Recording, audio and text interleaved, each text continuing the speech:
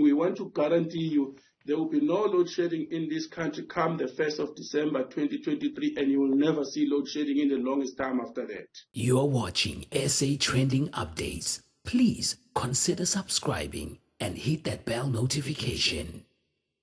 I can tell you now I'm sitting here representing 3 organizations: South African Energy Forum, Economic Intervention Forum of South Africa, starting from the conference that we had in January 28 and 29, saying no to load shedding, we must defeat this. A lot of people came out. We have also had an emergence of the Engineering League of Progress that consists of no less than 784 engineers. And I have been tasked to look at the matter of power and energy security, and these other people tasked with other streams.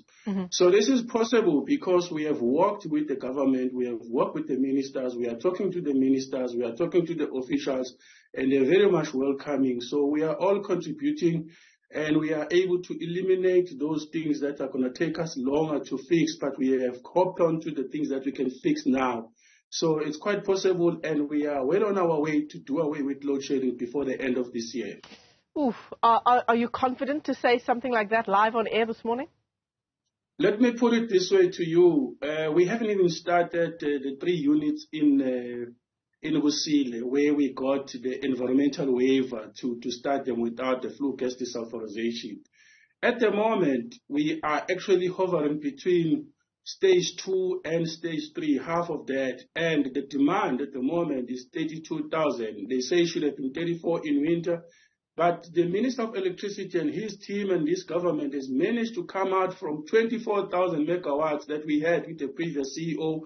We are currently at 2930. So which actually means that effectively we are around stage 2 load shedding instead of being on stage 4 load shedding. So the other stage 2 is taken by the lower demand, which is 32 instead of being 34.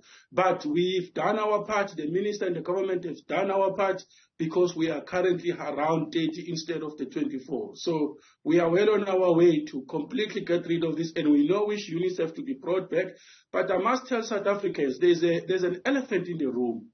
We are trying to stop the government from shutting down the coal power stations that are working very well, like Camden, like Crowdflay, like many others that they've closed down. Remember, this previous management closed Komati when it was operating very well, but they didn't tell the public that they were closing it because of the demand of the renewable energy program, not because Komati was not producing power.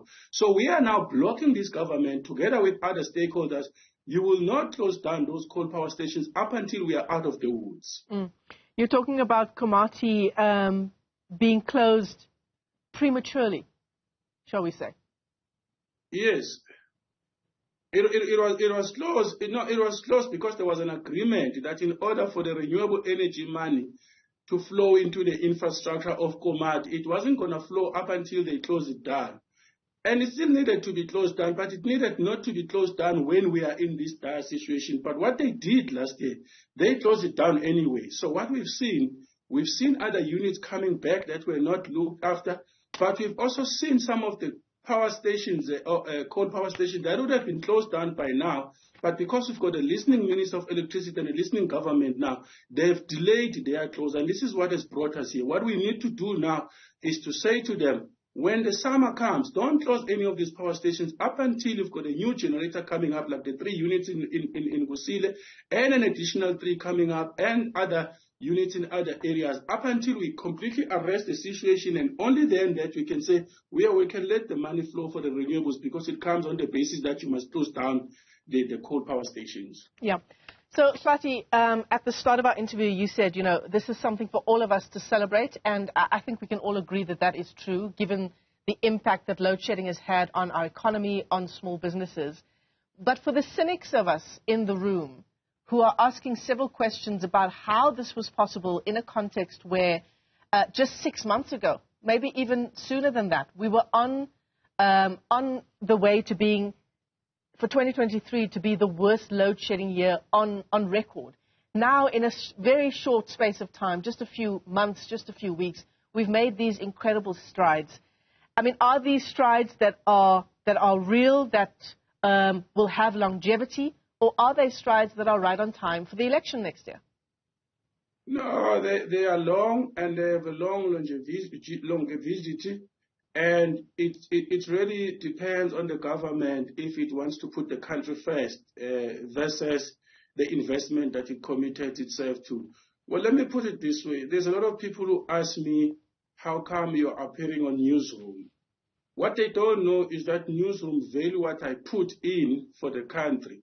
So if you decide today not to invite me, I am gone, and it doesn't really matter how many times I shout. It's the same thing. There are units at ESCOM where you need the CEO who just has to bring them back to service so that they can be part of the equations. But if you don't bring them back to the equations, they will not be part of the equation. Hence, if you don't bring me to Newsroom, South Africans will not know about me. So there are still units that need to be brought back to service. And that is why we are quite confident that we will work with the government, provided the government is going to let us work with it secretly without divulging to the public that it is now diverting into plunging the country into unnecessary law. We've always said this load shedding was unnecessary, this load shedding was man-made, this load shedding was because of the arrogant people who wanted to rely on independent power producers when the independent power producers should be complementing what is already there or supplementing what is already there. But that was not the thinking previously. I think it must be the cold weather because I'm struggling to follow your analogy. But essentially, are you saying that Kgosientsho Ramokgopa, the electricity minister, has really made a big difference?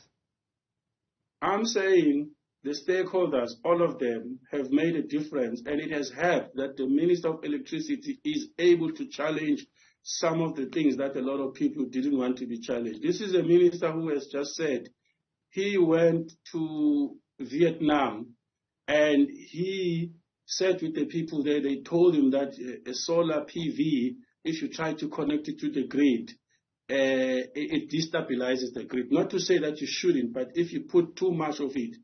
Before, we didn't have someone who wanted to challenge those things. This is a minister who's gone time and again to the Minister of Forests, Fisheries and Environmental Affairs, Barbara Casey, to say, well, you've committed to get us to bring those 3 units in Kusile. Sign here on the dotted line, we're bringing them. I'm hearing that those units will be a month earlier, so they might come during the month of October. So we have a leadership now that is willing to listen to all parties. ESCOM itself has engaged into a massive recruitment where they have a crowd recruitment where people who raise their hands and they have what it takes to come and assist.